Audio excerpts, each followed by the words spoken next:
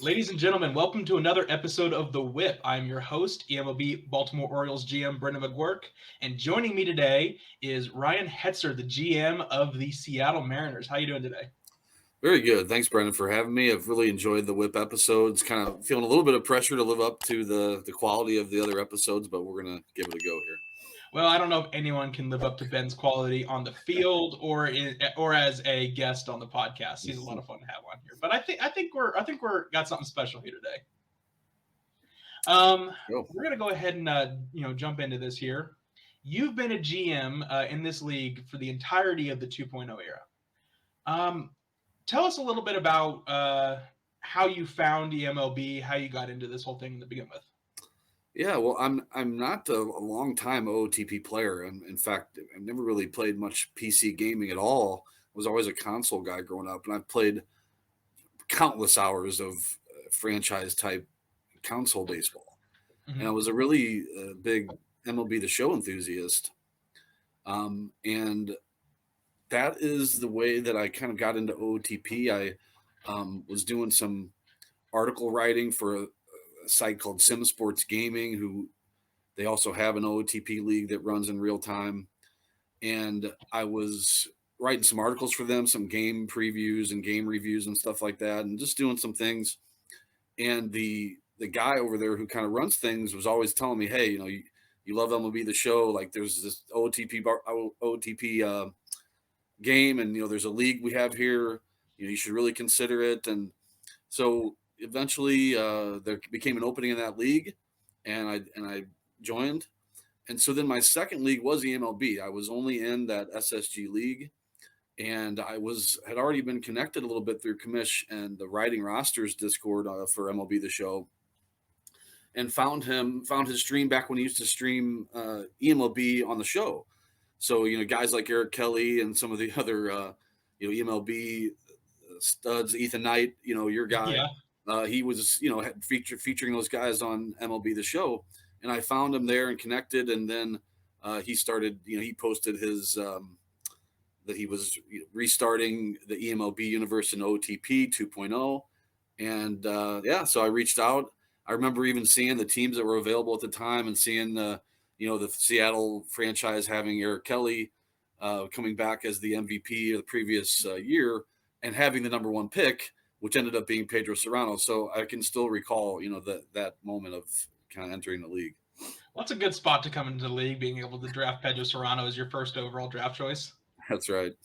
Well, you're on the Mariners. I see that you're wearing an Arizona Cardinals shirt and you got a Notre Dame hat. Are you a Mariners fan in real life?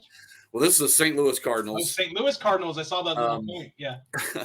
yeah, I'm born and raised St. Louis, so I was there until really about 30. I started my career there in education, um, and then sort of took this crazy chance to go and work overseas in education. So for a while, when the MLB first started 2.0, I was one of the overseas GMs. And then just about a year and a half ago, we moved back. My family and I moved back to Austin. Yeah, Living in Texas. You like living in Texas? yeah, yeah. That's a little bit more perks than I normally get, but I got family who's planning on moving down there, so a little Oh yeah. scouting. Okay. Yeah. No, Austin's a great city, man. It's really fun. Okay. Well, we'll go ahead and get started talking about your EMLB team. We'll keep this on topic here. Oh yeah. So sorry, I should have said I am a Notre Dame fan though. That's just my dad. I grew up on Notre Dame football. I know that's a very polarizing topic, but he just sort of raised me on it, and yeah. But Cardinal, when you grew up in St. Louis, you're it's in the water. I mean, being a Cardinal fan is kind of a rite of passage, and definitely had some good memories and good moments through the years following that organization. Well, as a Mariners fan myself, I'm a little. You have a lot more good moments. It's almost nonstop good moments for the most part. It's been a good run, especially since DeWitt, became the owner in mid '90s, brought in Larusa, and then from there on, it's been pretty good run. Well, we got here your records season by season in the time that you've been in eMLB. as well as your overall record, just 5 games under 500. So you've been consistently about 500 your time in this league. Obviously, last year you finally broke the 25-year-long playoff drought for the Seattle Mariners, then going on losing the wildcard game against the Angels. How have you approached trying to construct a consistently winning team while staying competitive? Because like you've been about 500, so you've obviously been competitive each season.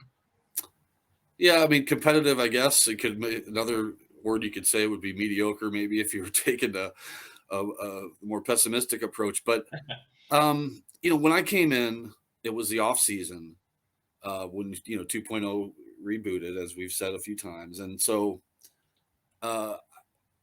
I was again from that MLB the Show mentality. I thought, I can just come in and do a bunch of different things and sign some guys, and this will be no problem. So I was really, really aggressive at the beginning. Although, I had Eric Kelly; he was a reigning MVP. So I'm thinking, sort of like the Mike Trout concept. I mean, you have this amazing player, and I didn't really want to go into a full rebuild because here's this guy in his prime. I want to try to build a team around him.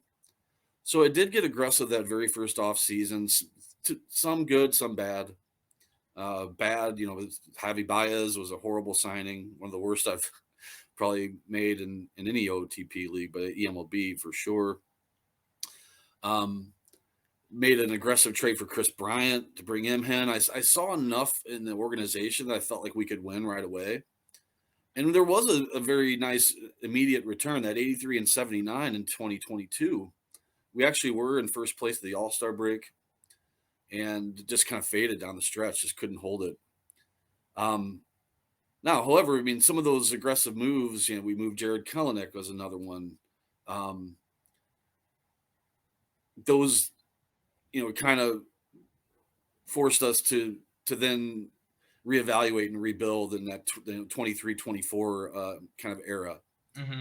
And that, over the course of those 2 seasons, I did start to see a little bit more of a long game. Saw the future take shape with some of the young pitching that was in the system that is now, in my rotation. I mean, all of my rotation is quite young. And so I saw that group on the way. And so I started kind of planning, really for this current season, which we'll get into.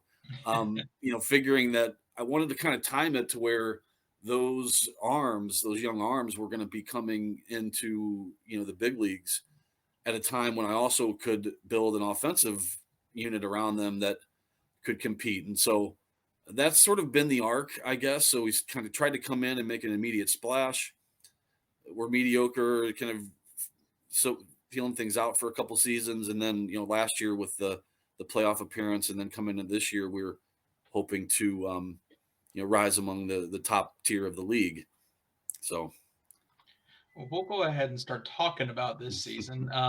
You're not getting the start that you wanted to have. Currently sitting 11 and 13, 2 games under 500, and fourth, right in the middle of the 8-team AL West. Now, in your defense, the AL West looks like this, with arguably, three of the top 5 best teams in baseball sitting ahead of you.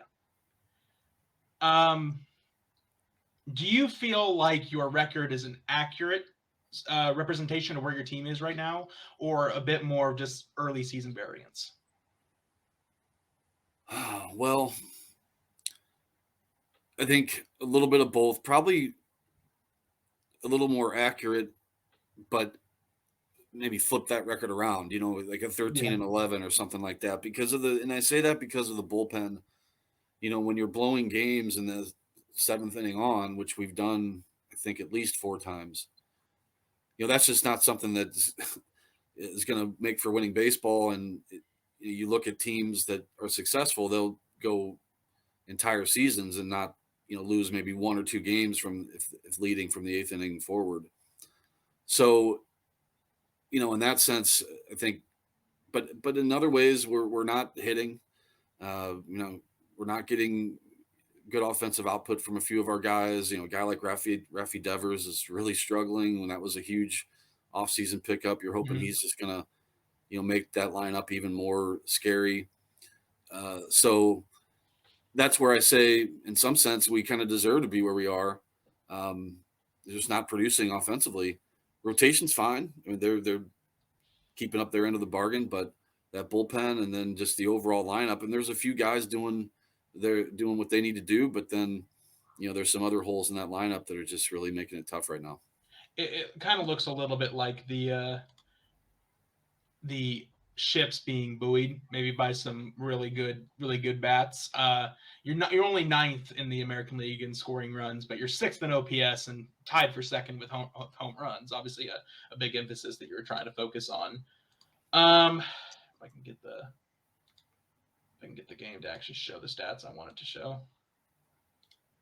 The kind of the whole home runs and Mariner Mafia thing, which was a great. I mean, Kamish, what an amazing nickname. That was all him that came up with that. And I guess to a certain extent, I've kind of bought into it a little bit, but it's not necessarily that I just want to build a team full of just bombers. But I mean, when you had Kelly and Serrano, and then you start bringing in some other guys who are in that same kind of ability level, Devers and stuff like that. I can see where, but I haven't really set out to build this like amazing lineup. I just want to build a good team and a good organization. So, yeah.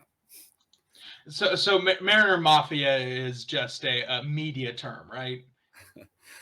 Yeah, I mean, I have to admit, like when I had the chance to add Devers, like that definitely came into my mind. Like, man, like the league being able to throw Devers into a lineup with Kelly and Serrano, like the Mariner Mafia kind of mystique, like it did, play in maybe a little bit to my aggressiveness in going after a guy like that.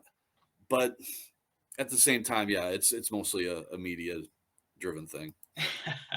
Well, we've taken a look at the offenses. Saw the offensive stats pulled up there. I will pull up your defensive stats here. You mentioned that you like where the rotation's at right now, right in the middle, in the early going. But that Well, bullpen, and that's with that middling ERA is with. I mean, I gotta believe Alejandro Rosario's got to kick it into gear. I mean, through 5 starts or maybe 6, I mean, the guy is just awful so far. And I mean, who could expect that? He above an 8 ERA. He's like something like 21 walks and 25 innings pitched, somewhere in that range. I've actually got them pulled up right here. 8.10 ERA, but a 4.02 WHIP. That might be one of the biggest gaps I've ever seen. Yeah, and he's walked 20. He's walking everybody. Yeah, 3.9 per 9. I'm sorry, I was looking at a different guy. So he's not quite as bad as I was thinking on the walks, but still, when your ace is struggling to that, that's another thing that's going to result in an 11-13 record. Yeah, but I'm thinking that's something that might come back down to progression to the mean. That you talk about regression to the mean, just inverted. I mean, you got to believe Devers has got something in him. He's going to have a stretch. Serrano really hasn't gotten hot at all. I mean, I look at a guy like Chris Stout, who, in like 400 something at bats coming into the season, the guy had hit 35 homers. He's just completely struggling right now. I mean, beyond belief, he hasn't done anything. So there are these guys who have a track record, or who you got to believe are going to have something in them to build better offensive season. And yeah, so you hope for that regression to the mean, or progression to the mean. I saw someone in the Discord say the other day, positive regression to the mean, and I'm like, just say progression. We're talking a little bit about earlier. You mentioned that your bullpen had blown a bunch of games. I wasn't able to go through and find out check for after 7th inning blown leads, but I was able to pull meltdown stats. A meltdown is a bullpen appearance where the guy poops the bed. Don't want to get daffy here. You got 14 as a team. Yeah. Do you feel like based on the talent level of the bullpen and the players that you have, that stat in particular, but all around, bad luck? You've just been hit by some bad luck, or do you think maybe you need to make some changes? Well, some of it's bad luck. You know, well, even going back to Rosario for a second, he's got a 439 BABIP. I mean, that's crazy. You don't really see that. But you look at, again, as we were talking with some of the hitters, Bo Crane. I mean, this is a guy who, last season struck out 109 in 63 innings. I mean, he's just a strikeout artist at the back end of that bullpen. He's averaging 17 Ks per nine this season, but he's also been touched up a few times. You hope he would be a guy that's going to settle in and, be at that back end. Gabriel Rodriguez is another example of a guy who I believe in.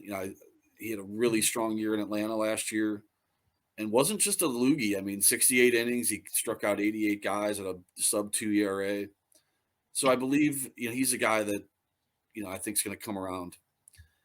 There are some other guys that, definitely should be looking over their shoulders. Guys like Jared Kelly. Lorenzo is a Rule 5 pick, so maybe he hasn't really done anything, negatively yet. Clase is a guy who's expendable right now. Liberatore has been really good for me the past couple of years. I mean, so far he's been up and down. Matt Barnes was I kind of saw him as a guy that we could bring in and solidify the bullpen. He had a nice year in 2026 and even better year in 25. Mm-hmm. But he struggled so far as well. So, there's a little bit of potential help in the minor leagues. Rick Vaughn's down there. And I got a guy by the name of Ryan Shaw, who's a really good starting pitching prospect. I'm considering, giving him some time in the bullpen. But I'm a little weary of that. So we shall see. Well, I have firsthand experience watching Harris of the Blue Jays. He brings when he brings his starting pitching prospects up, he brings them up primarily as relievers, just to get their feet wet. So maybe that would be a good way to get him action at the major leagues without having to displace one of your starters who all look like they're fairly entrenched. Yep. I didn't touch on, and then that would be the idea. Absolutely. I just have seen some weird things with development sometimes when you put a guy like that in the bullpen, where then, his starting pitching ratings and development start to take a hit. So that's a little bit of a worry there, but it's still, I'm kind of on the precipice of pulling the trigger on that.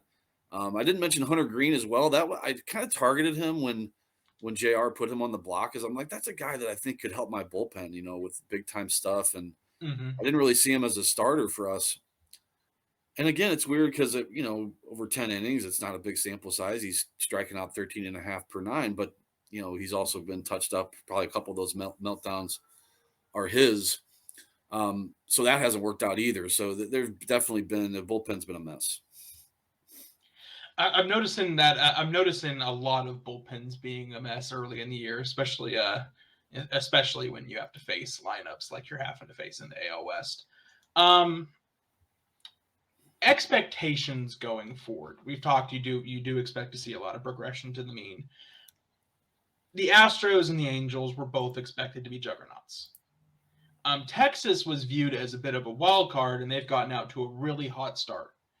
Now, currently sitting as the fourth team, having to look over your shoulder, even at Portland, who just took 2 of 3 from you. Do you expect that to see yourself climb back into that third spot that everyone kind of had you projected to be finishing, or do you think you're going to have to be battling for one of those last wildcard spots? It's going to be tough to get up into the top 3, although it is, 24 games in. It's way too early to really tell. So, I think the net, 50 is a good kind of point. And then I also, I think every 25 games is always a pretty good point to really take stock. So we're almost there now, and we've been talking about what's going on. So, I really would probably be better equipped to answer that question. I would say, 50 to 75 games in, somewhere in there. But if I'm having to answer it now, I just based on what I'm seeing so far, it's going to be really hard to crack those top 3. I mean, they don't have a lot of holes. It's not like these are teams you look at and think, oh, there's a good chance they're going to have some regression. I mean, I think a lot of teams, a lot of GMs, and a lot of the podcasts I've watched, they've mentioned Texas as don't sleep on Texas. A lot of people have given that opinion, and they've proven that to be true. So, if I'm answering your question today, I would say we have to just try to play good enough ball to get into that wild card conversation. I mean, winning the division or being up in that conversation right now today, it's a tough task to really envision. I was almost thinking I was going to get a Bill Belichick answer, just we're on to Cincinnati type answer. One foot in front of the other, right? Yeah, although it has been frustrating. I think it's been coming out in our talk here today. I really did come into this year thinking, last year we played LA and Houston tough in our head to heads. Mm-hmm. And so, I figured bringing in the guys I did, and, with the different divisional alignments and things like that, I felt like, we were going to be able to hopefully take care of business against the teams that are rebuilding or aren't as strong. And if we could continue to play with LA and Houston, I figured, hey, we could be right there. But that's the other part that's really worrying me is our early season schedule, as you're showing there, Mm-hmm. has been very favorable, and we have not taken advantage. Yeah, 1-2 against the Royals, a sweep of Portland, 1-2 against the Rangers, 2-1 against Portland, 1-2 against St. Louis, 1-2 against Montreal, 1-2 against the Angels, 1-2 against Portland. So a lot of series that you're not getting swept. Looking at the scores, there's some blowouts, but there's a lot of close games. Probably, you hope that you're like the early season's always a little bit chaotic. You're hoping that maybe the bad luck early on doesn't weigh you down later down the road. Yeah, I think it's really just the bullpen. I feel like I at least have some options. I have some different things I'm optimistic about maybe trying out. The wild card is just the offensive lineup, because there's not a better lineup I can put out there. Maybe the shortstop position is something we could look at the trade deadline as we get closer and teams start to kind of buy or sell. The shortstop position is, we're getting absolutely nothing offensively. But you look around the rest of the diamond, and I really like our team. So it's just like, just hoping that guys come around, hoping that guys start to do what they normally can do in their careers. So that's really the hope, is that this offensive unit puts it together and helps us string together some wins. Well, you know what? I would love to have you back on around the 70 game mark, and we can revisit what we talk about here, and hopefully we're talking a lot more positive. We see some progression to the mean. Yeah, love to. The last thing I want to talk to you about here today is I want to talk to you about your two CCPs. I've talked to you about this one-on-one, and I want to give you an opportunity to plug your favorite baseball movie. What is the inspiration behind these two guys? Well, I really do appreciate that opportunity, because there's this, I'm sure all of us as baseball enthusiasts love baseball movies, and there's this very little known baseball movie called Long Gone, and it was created by HBO back when HBO wasn't really doing a lot of like original content like they do now. And William Peterson is like the main actor. He's Cecil Stud Cantrell, and he's the guy that, William Peterson was a longtime guy on like CSI Las Vegas, and he's a pretty well-known actor. Anyway, I just think this is a great baseball movie. To me, it's one of the top 5 baseball movies, I've ever seen. But I ask baseball people, guys who really know the sport and who, are baseball movie enthusiasts, and they haven't heard of it. Or you see lists of the best baseball movies ever, I never see Long Gone listed. So Cecil Cantrell was, kind of the main, and then movie, he's a minor league player manager, and he's kind of past his prime, but he was a really hot prospect coming up, but just never made it. There's a whole story I won't spoil. And then Joe Louis Brown, this is set like, the movie's set like in the 50s, and it's in the South in Florida. And he's an African-American catcher that comes there, and they're right away they're worried about that he'll be treated poorly or racially targeted in some way, but he joins the minor league organization and becomes like this great player, this great catcher. So those are the two guys. There's a third main character who's a second baseman named Jamie Don Weeks, and I've joked with Commish and DMs that's have to be my next CCP. I just have the two, so Jamie Don Weeks may be coming down the pike sometime soon. But yeah, long gone. If the only way I could find it, and I can maybe post it in the Discord, but there's an old YouTube full movie version. It's a bit grainy, but it's really hard to find. So, so anybody who is interested in trying to find that movie and watch it, I highly recommend it. I feel like I'm building up too much. So thanks for giving me that chance to talk about that, Brenden. I appreciate it.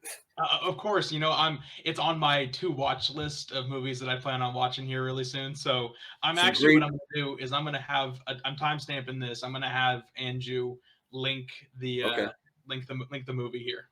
Okay. Yeah. There's some great one-liners, some great quotes in there. So we need to spread the word. Yeah. Well, man, I really appreciate having you on here today. I've been looking forward to getting a chance to talk to you here. I've been seeing more of you on the podcast and stuff, getting to do the expansion draft preview with you. So I'm looking forward to hopefully involving you more. Yeah, I love eMLB, man. It's just such a great pastime and hobby for all of us, and we all try to take it even more seriously. We should. And yeah, really anytime would love it. I did a little bit of dabbling in podcasting. I was doing some St. Louis Cardinal stuff before the pandemic. So it's a medium I like. I like to, write and do things like this. So man, anytime, and appreciate all that you and the other guys are doing with the podcast. It makes for so much great content for the league. I appreciate that, man. I'll also have Andrew link your game recaps that you've been doing for your team in our description here. That way, anyone who hasn't seen them will get a chance to read up on them, because it's some really good stuff that you're doing. It's been fun. Thanks. All right. Well, this has been an episode of The Whip. This might be, hopefully this is our best one yet. At least we can put Hetz above Ben in the standings. Oh, yeah. Maybe in one thing I can beat him out. In one category. All right. Well, from me, Brenden, from Hetz, our editor Andrew will link everything eMLB in our description. If for whatever reason you are not in our Discord server, what are you doing? You need to get in there. This is the best league in simulation sports, period. Bar none. I'll continue to plug that. All right. So thank you guys for watching. Peace.